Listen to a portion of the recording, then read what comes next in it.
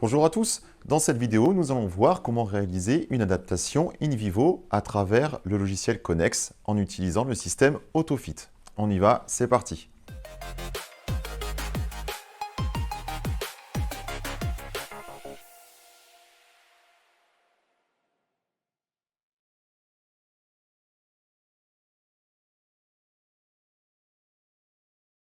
Pour réaliser cette adaptation in vivo, nous utiliserons le système Unity 4 que vous pouvez voir ici, composé de l'enceinte in vivo ainsi que du casque in vivo, désormais sans fil.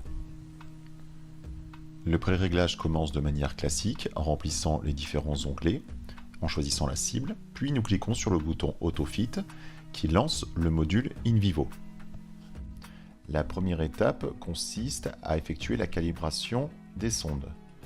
Pour cela, nous allons positionner les tubes sondes comme ceci sur le casque in vivo, en positionnant l'extrémité du tube en face du micro de référence. Pendant toute la calibration, portez le casque de cette manière en face de l'enceinte. Démarrez la calibration des sondes.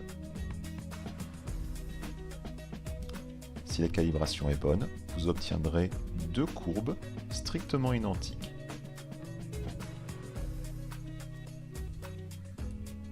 Nous passons donc à la deuxième étape, la réalisation de la mesure du gain de l'oreille ouverte. Il est possible de déplacer le repère noir sur la sonde en s'aidant de la règle du casque in vivo.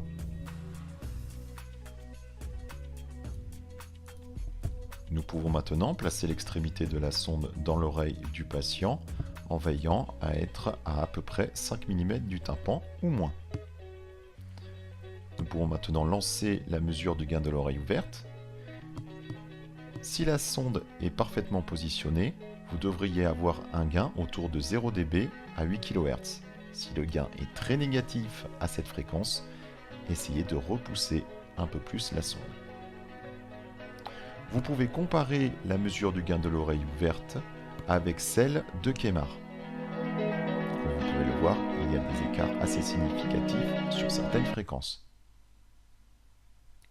Passons maintenant à la troisième étape, AutoFit, qui permet de régler les gains automatiquement sur les cibles en in vivo. Vous pouvez ici choisir d'effectuer des vérifications sur les sons faibles et les sons forts, et vous pouvez choisir entre le signal LTAS et ISTS. Nous allons maintenant positionner les appareils. En plus des sondes, il est très important de conserver le même positionnement du repère noir pour avoir des mesures fiables. Dans notre exemple, nous allons utiliser le signal d'entrée ISTS et nous allons nous concentrer uniquement sur le signal à 65 dB d'entrée. Je désactive donc le signal son faible et son fort.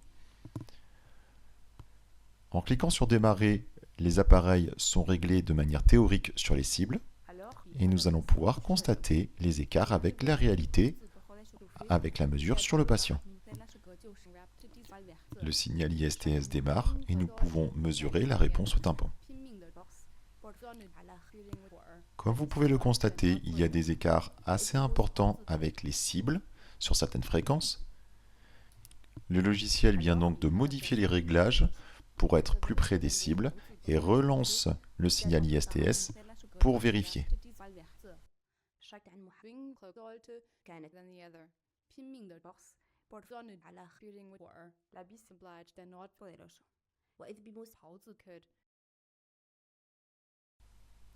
L'autofit est terminé, nous avons un niveau de sortie très proche des cibles. Vous pouvez visualiser également le gain, imprimer ces courbes et en cliquant sur sauvegarder et fermer, votre pré-réglage est terminé. Merci de m'avoir suivi et je vous dis à bientôt pour de nouvelles vidéos.